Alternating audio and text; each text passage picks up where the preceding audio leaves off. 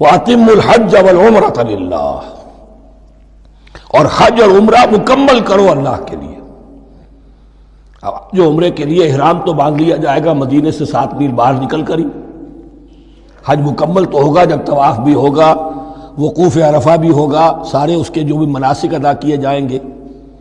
لیکن یہ کہ جو شخص بھی نیت کر لے حج کی یا عمرے کی تو پھر اسے مناسب کو مکمل کرنا چاہیے، کوئی کمی نہ رہے۔ فَإِنْ أُحْصِرْتُمْ، اگر تمہیں گھیر لیا جائے، روک دیا جائے، جیسے کہ سن 6 میں ہو گیا، صلح حدیبیہ کرنی پڑی، مشرکین مکہ اڑ گئے، نہیں داخل ہونے دیں گے۔ اگر تمہارا گھیراؤ ہو جائے فَمَسْتَيْسَرَ مِنَ الْهَدْيِ، تو جو بھی تم قربانی پیش کر سکو پیش کر دو۔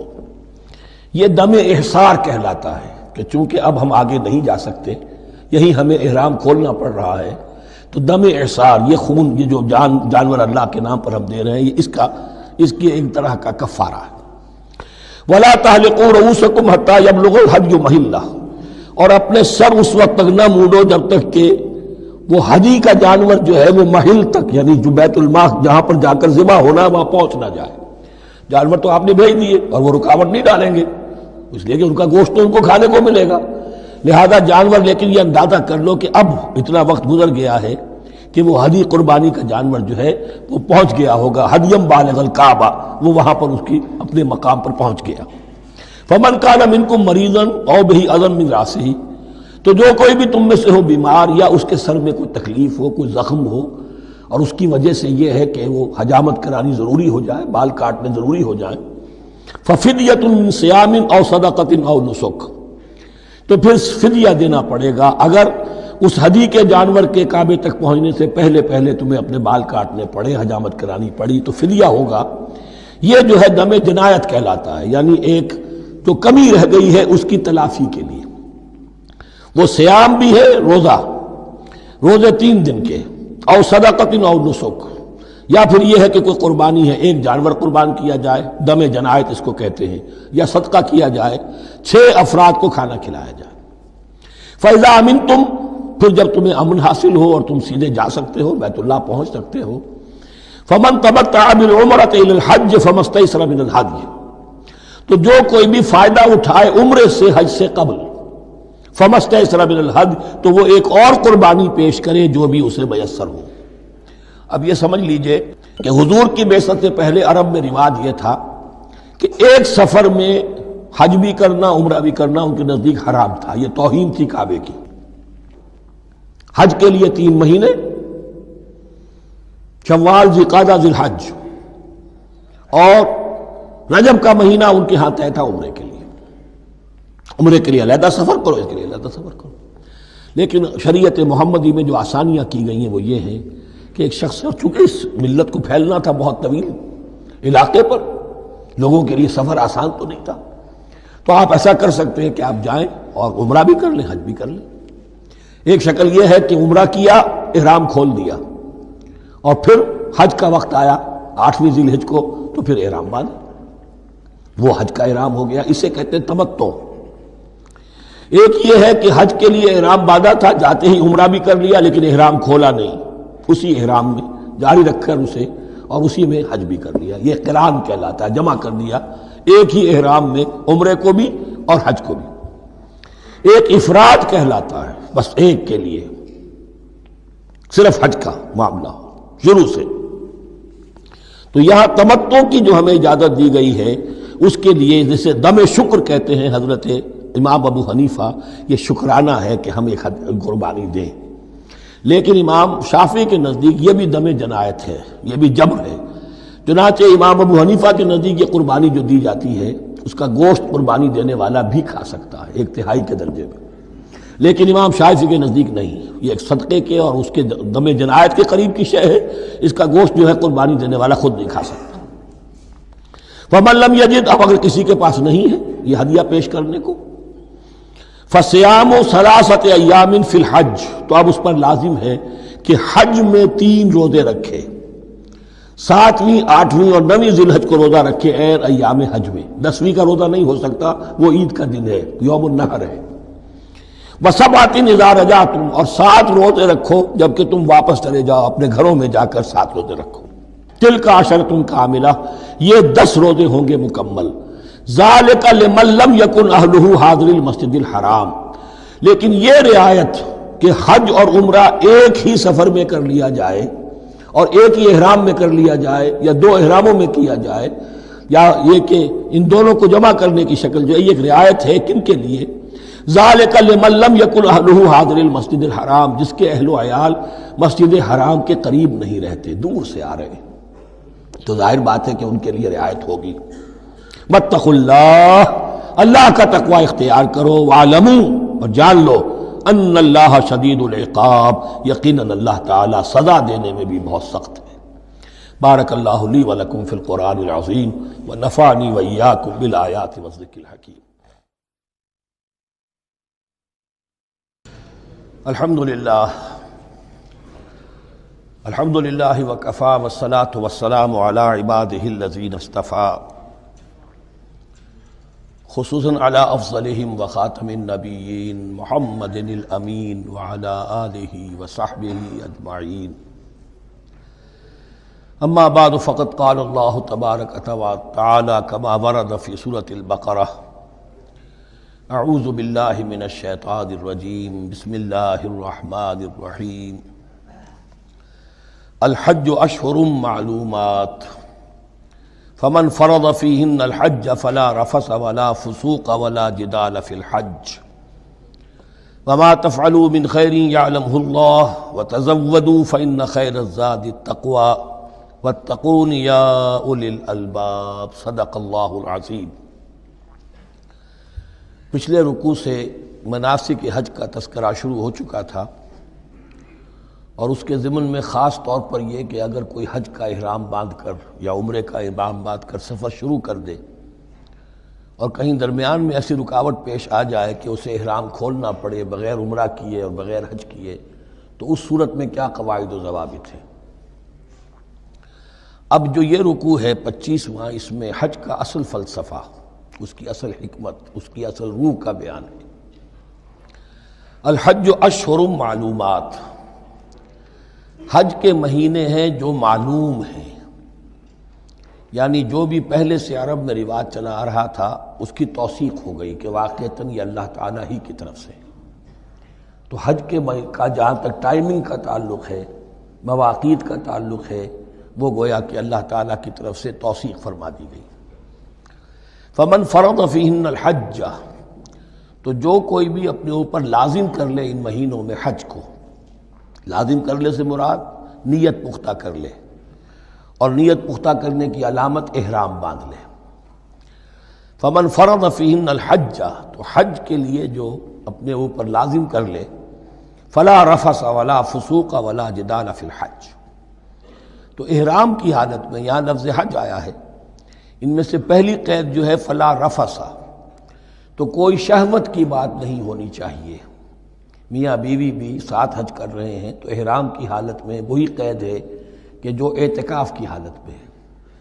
باقی یہ کہ فسوق اور جدال، اللہ کی نافرمانی یا باہم جھگڑنا، اس لیے کہ بہت بڑی تعداد میں لوگوں کا اجتماع ہوتا ہے، سفر میں بھی لوگ ساتھ ہوتے ہیں، تو لوگوں کے غصوں کے پارے جلدی چڑھ جاتے ہیں. اس میں خاص طور پر روکا گیا کہ یہ ہے کہ اس میں امن ہو اور سکون ہو. اور آج بھی واقعہ یہ ہے کہ دنیا میں معجزات میں سے ہے یہ، اتنی بڑی تعداد میں لوگوں کا جمع ہونا، اور وہاں امن رہتا ہے، وہاں وہ جنگ و جدال اور جھگڑا اور فساد وغیرہ قطع نظر نہیں آتا.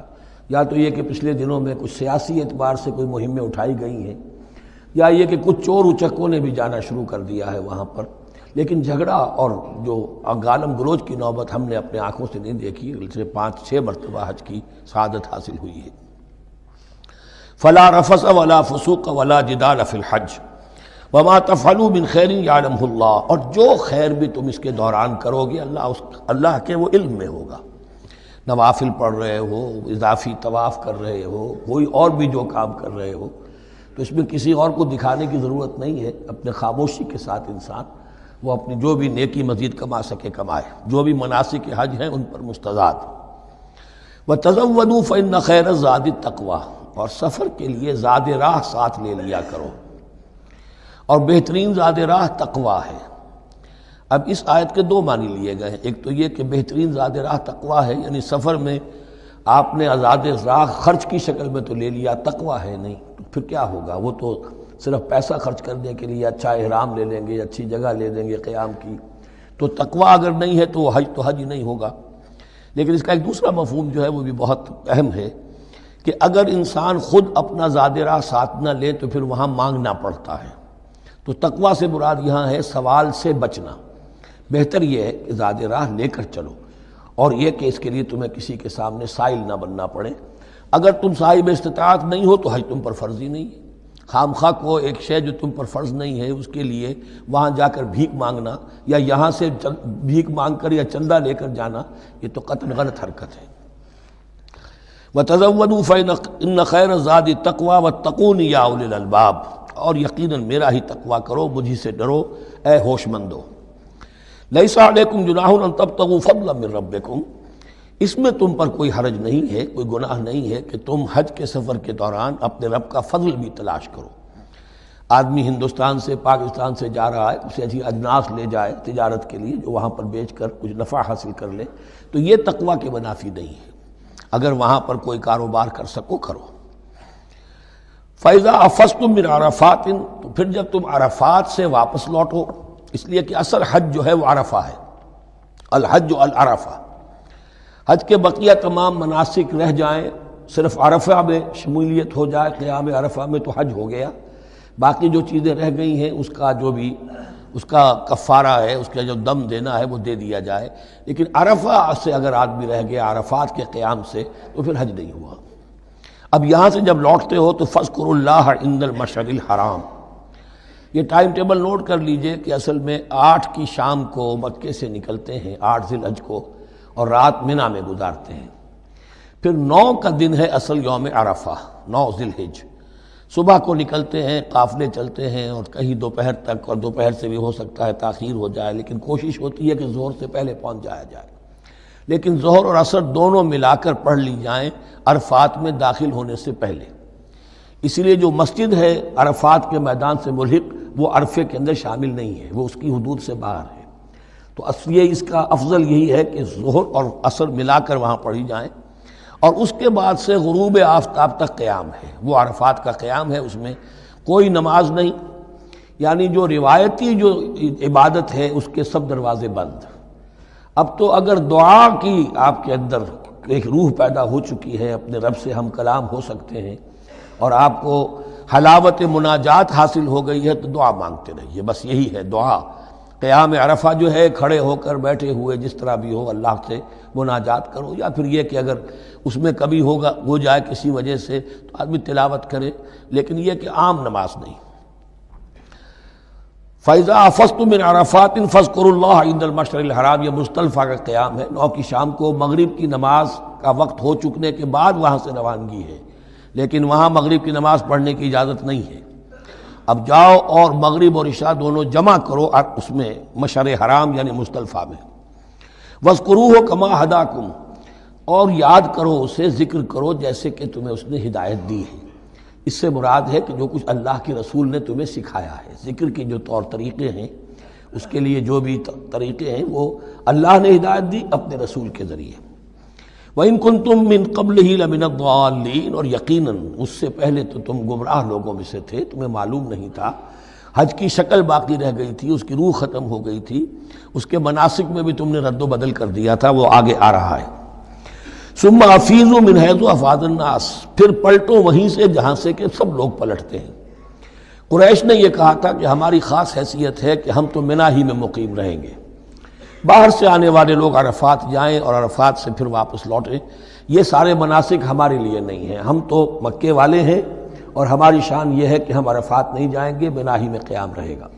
یہاں بتایا گیا کہ یہ تم نے غلط بات ایجاد کر لی ہے، ثم افیضوا من حیث افاض الناس، جہاں سے سب لوگ لوٹتے ہیں یعنی میدان عرفہ سے، وہیں سے لوٹیں۔ واستغفروا اللہ، اللہ سے استغفار کرتے رہو، ان اللہ غفور رحیم، یقینا اللہ بخشنے والا رحم فرمانے والا ہے۔ فَإِذَا قَضَيْتُم مَّنَاسِكَكُمْ، اور جب تم اپنے یہ مناسک ادا کر لو، پورے کر لو، فاذکروا اللہ کذکرکم آباءکم، تو اب اللہ کا ذکر کرو جیسے کہ تم اپنے آباء و اجداد کا ذکر کرتے رہے ہو، جس شد و مد کے ساتھ۔ وہاں یہ ہو گیا تھا کہ پھر مینا میں جب یہ ٹھہرتے تھے تو اپنے آباء و اجداد کے قصیدے بیان کیے جا رہے ہیں، جیسے ہمارے ہاں ہوتا ہے جو دیہاتی لوگ ہوتے ہیں، راجپوت لوگ ہوتے ہیں، ان کے میراثی ہوتے ہیں، اسی طرح وہاں شعراء ہوتے تھے قبائل کے، وہ ان قبیلوں کی مدح بیان کرتے تھے، ان کے بڑے بزرگوں کی، اسلاف کی جو ہے عظمت بیان کرتے تھے۔ اللہ کا ذکر ختم ہو چکا تھا، فرمایا جس شد و مد کے ساتھ تم اپنے آباء و اجداد کا ذکر کرتے رہے، اب اسی شد و مد کے ساتھ، بلکہ او اشد ذکرا، بلکہ اس سے بھی زیادہ شد و مد کے ساتھ اب اللہ کا ذکر کرو۔ فَمِنَ النَّاسِ مَن يَقُولُ رَبَّنَا آتِنَا فِي الدُّنْيَا وَمَا لَهُ فِي الْآخِرَةِ مِنْ خَلَاقٍ، لوگوں میں سے وہ بھی ہیں جو یہی کہتے رہتے ہیں رب ہمیں دے دے دنیا ہی میں، ایسے لوگوں کے لیے آخرت میں کوئی حصہ نہیں ہے۔ یعنی وہاں پہنچ کر بھی ساری دعائیں ان کی دنیاوی چیزوں کے لیے ہیں، مال کے لیے، اولاد کے لیے، ترقی کے لیے، اور دنیا کی جو بھی چیزیں ہیں، اپنی کوئی مشکلات ہیں ان کے رفع کرنے کے لیے، چونکہ ان کے دلوں میں دنیا بسی ہوئی ہے۔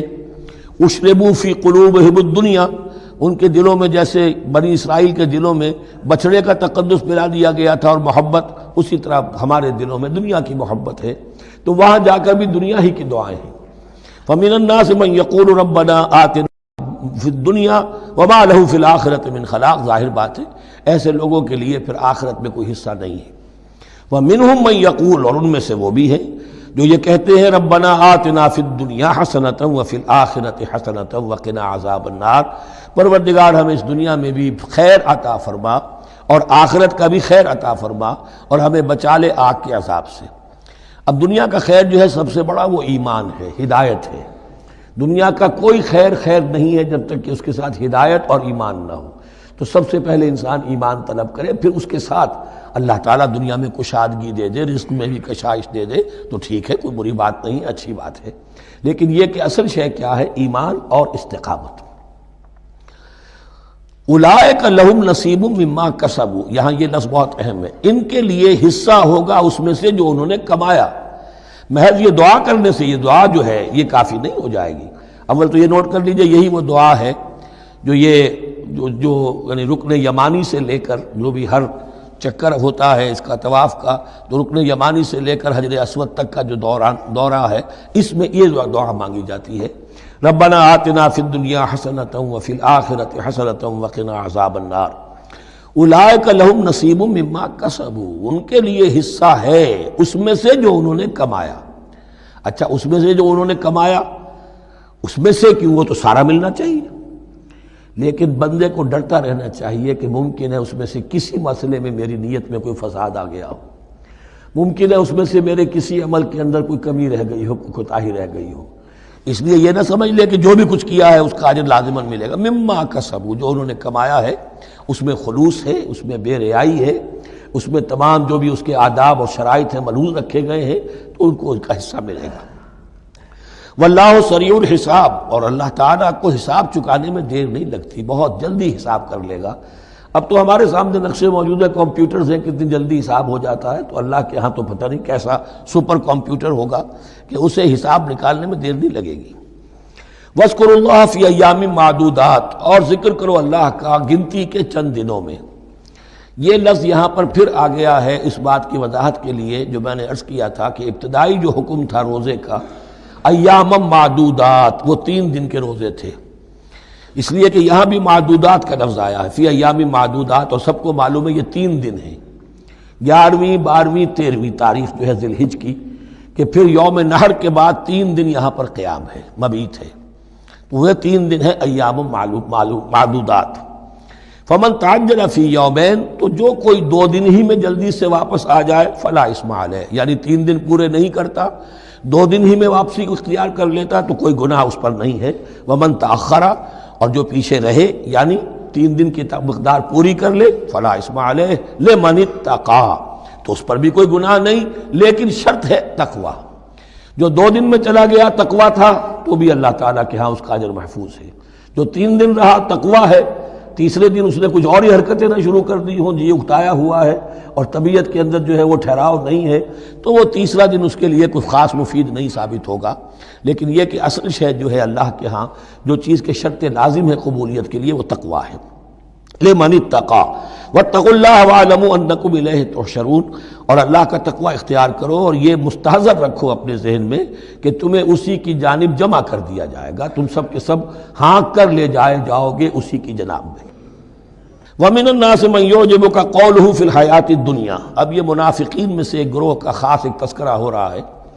ایک منافق تو ہوتے تھے کہ جو عام ہیں، ان کی زبانوں پر بھی نفاق واضح طور پر ظاہر ہو جاتا تھا، اور ایک قسم کے منافق وہ ہوتے تھے بڑے چاپلوس چرب زبان، کہ ان کی گفتگو دیکھیے تو وہ تو بڑے مخلص ہیں اور بڑے ہی فداکار ہیں اور بڑے ہی آپ کے ساتھ ان کا تعلق جو ہے وہ نیک نیتی پر مبنی ہے، ان کی زبانیں جو ہیں معلوم ہوتا ہے کہ اس میں تو سب گھی شکر گھلا ہوا ہے، لیکن یہ کہ ان کا کردار انتہائی خراب ہوتا ہے، اور پھر وہ جب واپس جاتے ہیں باتیں کرنے کے بعد یا باتیں بنانے کے بعد تو ان کا کردار جو ہے وہ فساد پر مبنی ہوتا ہے۔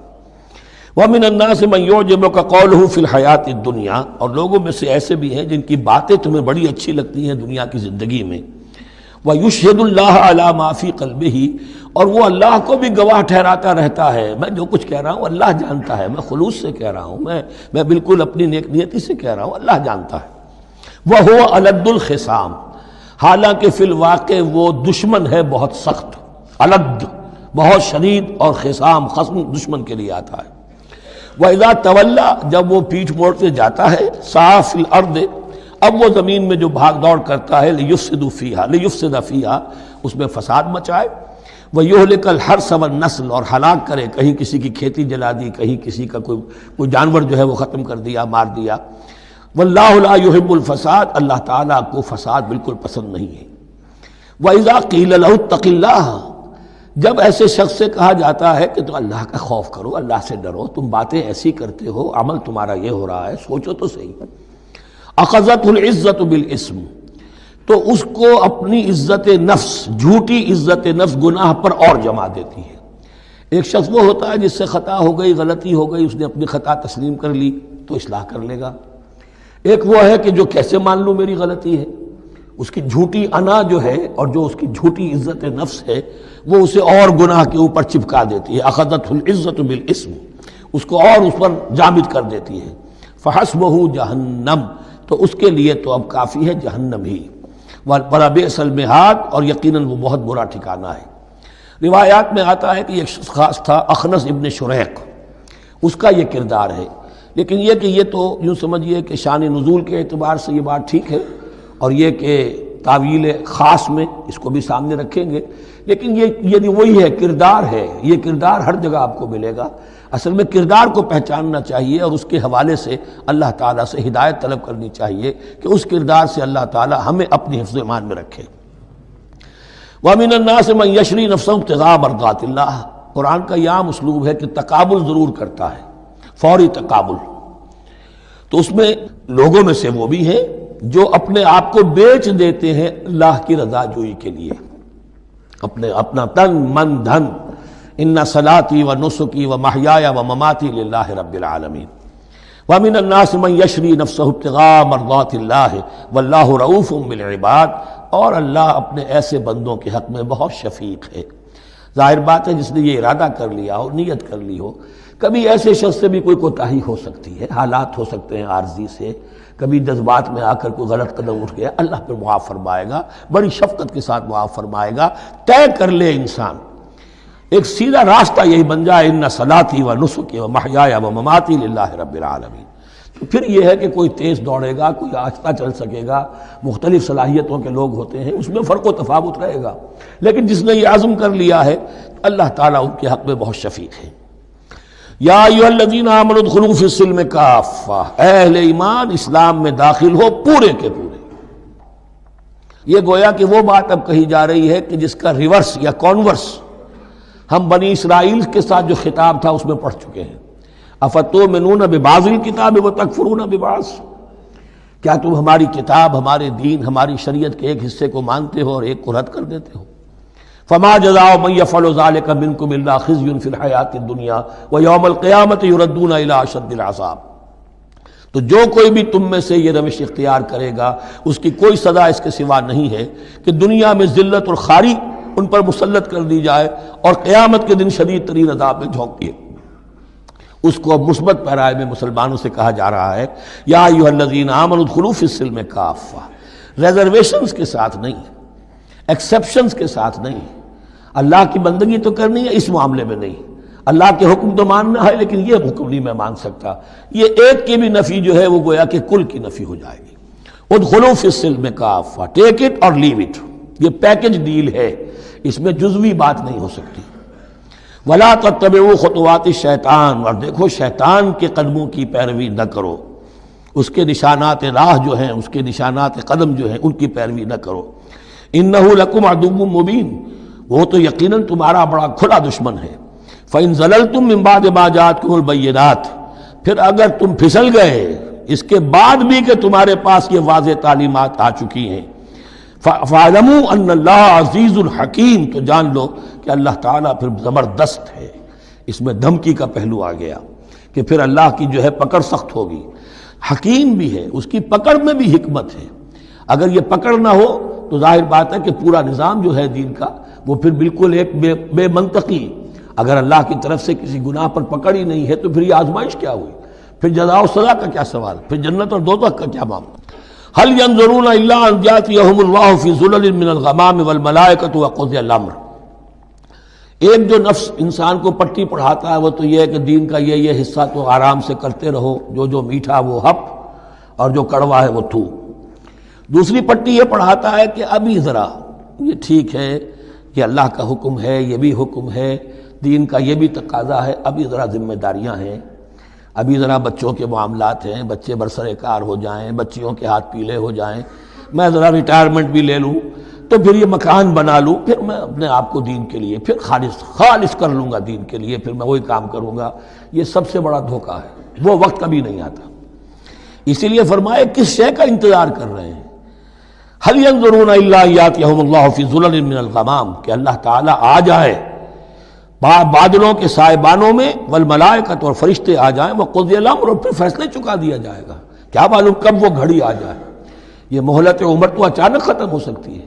پوری دنیا کی قیامت بھی جب آئے گی اچانک آئے گی، اور ہر شخص کی ذاتی قیامت تو اس کے سر کے اوپر تلوار کی طرح لٹکی ہوئی ہے کہ من مات فقط قامت قیامتہ، جو مر گیا اس کی قیامت تو آ گئی۔ کیا تمہارے پاس گارنٹی ہے یہ سارے کام کرو گے تب تک زندہ رہو گے اور پھر بھی تمہارے جسم میں کوئی توانائی، کوئی رمق باقی رہ جائے گی کہ دین کا کوئی کام کر سکو؟ تو جان لو تم کس چیز کا انتظار کر رہے ہو سکتا ہے اچانک اللہ کی طرف سے مہلت ختم ہو جائے، سٹاپ رائٹنگ، 3 گھنٹے ہو گئے، بس اب جو لکھ لیا، اب آگے تمہارے پاس مہلت نہیں ہے۔ وَإِلَى اللَّهِ تُرْجَعُ الْأُمُورُ، اور یقیناً تمام معاملات اللہ ہی کی طرف لوٹا دیے جائیں گے۔